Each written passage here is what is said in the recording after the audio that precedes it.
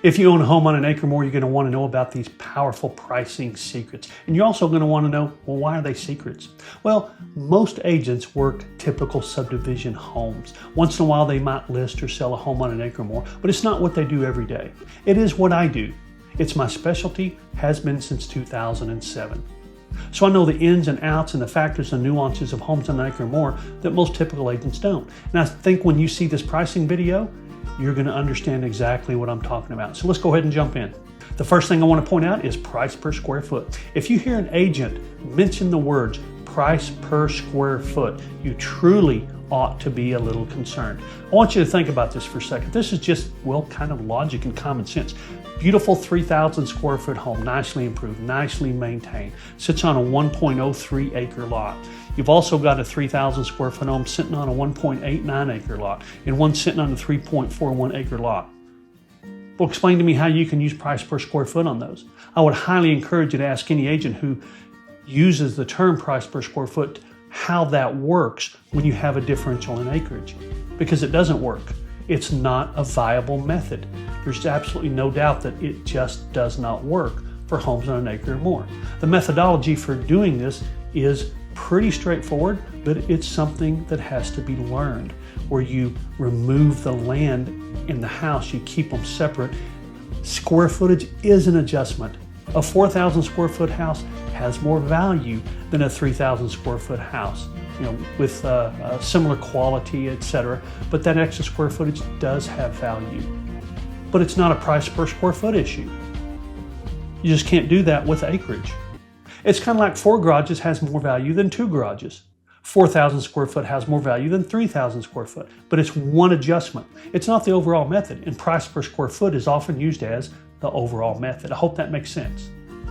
So when an agent brings up price per square foot, red flag, maybe sirens, bells go off in your head, but price per square foot is a big red flag with homes on an acre or more, because it is not a strategy for establishing value. Another one we've come across quite often is a seller who has an established value in mind. And because the seller has experience with homes on an acre or more and the agent doesn't, the agent tends to agree with what the seller wants to sell the home for. And quite sincerely, any homeowner, sometimes they have a good feel for what their home is worth, but they're nearly always biased. So having good, accurate data that supports a valuation is important. And if an agent is just willing to take your recommendation for price, again, that's a red flag. I've seen so many homes that came off the market and didn't sell. I was called in and I said, gosh, do you mind me asking how you established this price? And they said, well, we told the agent that that's what we wanted to sell it for, and they said, okay.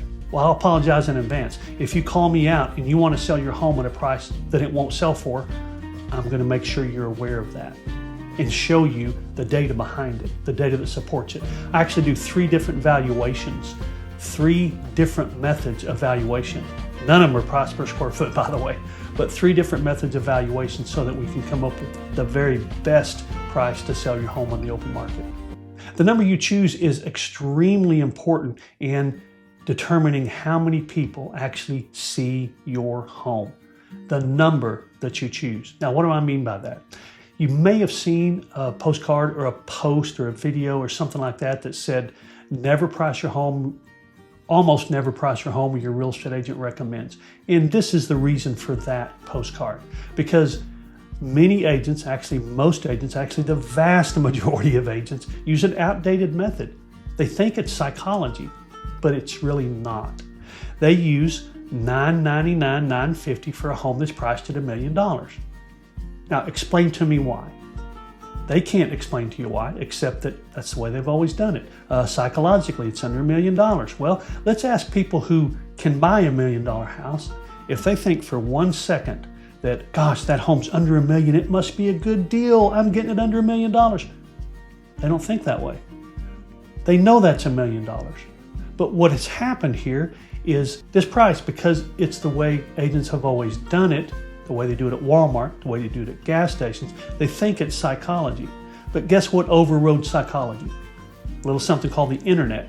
So when you do searches online, you have typically parameters that are pre-filled. Now, Studies also show that consumers, even if they have open parameters, they still tend to fill in what the real estate portals used to have them do. But real estate portals, for the most part, when you're searching, have prices built in and fixed. So when someone searches $1 million to $1,250,000 for their home price, how often will they see a house priced at $999,000, $950,000? It's not in between. So that would be a big zero. So all this price is doing is keeping people from seeing the home who search from $1 million and up. Someone searches $1 million to $1.1 million, not going to see it. $1 million to $1,250,000, not going to see it. $1 million to $1.5 million, $1 million to $2 million, not going to see it. So all of those people who are looking in the price range your home is in will not see the house. Zero who search from $1 million and up will see a house priced at $999,000, $999,000, or $999,000, $950,000. Okay, so the reason we do a price on a price band, we price it at 1,000,000, is so that people searching to 1 million will see it. People who search 800 to 1 million will see it. People who search 1 million to 1,250,000 will see it. So you're getting more views by a very simple change, and that's the number you choose for the price. And it works at all price ranges. 50s and 100s are what we focus on, but I even like to use it in the 25s. So $899,000, no, price it at $900,000. $1,149,000, no, price it at $1,150,000. I just saw one literally today at $1,499,000 instead of $1,500,000, because a lot of people search $1,500,000 to $1,750,000 or $1,500,000 to $2 million. They won't see that house priced at $1,499,000. I hope that makes sense. Now let's talk about accessories, things that you'll find on a property that has an acre or more that you won't in a typical subdivision. Maybe workshops. Fencing is very expensive. Barns, storage sheds, RV garages. There are a lot of different things that have value for a home on an acre or more. Now, in a highly restricted subdivision, which you do see, you won't find some things like workshops or RV garages, but in many cases you will. Even with homes on an acre or more that are in highly restricted subdivisions, there are several factors that apply that aren't typical with subdivision homes. So it's still important for a home on an acre or more to take into account all those factors and nuances that you don't see with regular houses. But if it's in a subdivision or in a location where you can have a workshop or an RV garage, or you know what, more homes on an acre or more have pools percentage-wise than subdivision homes. Obvious reason, because there's room for it. So how much value is there in each of these accessories? Fencing, and that's really expensive when it comes to the size of lot that we're talking about. Fencing, pools, workshops, storage, RV garages, things like that. How much value is there? And a lot of agents just simply aren't going to understand the value that that adds for prospective buyers. Now, I've covered 4 factors regarding pricing that you ought to pay close attention to. And I'm going to share some things with you. A lot of agents have tradition in mind. They feel like a pool doesn't add much, if any, value, or a workshop. And I'm telling you, it does. They feel like they should price it at $899, even if you tell them you want it at $900. They may want to use price per square foot, even if it concerns you. So just be aware that there are a lot of traditions in the real estate business that it's going to be hard to break. So there are a lot more nuances and factors in homes on an acre or more. I'll put this video up for you, which is going to cover some of those regarding how a home on an acre or more is presented, how it's promoted, how it's prepared.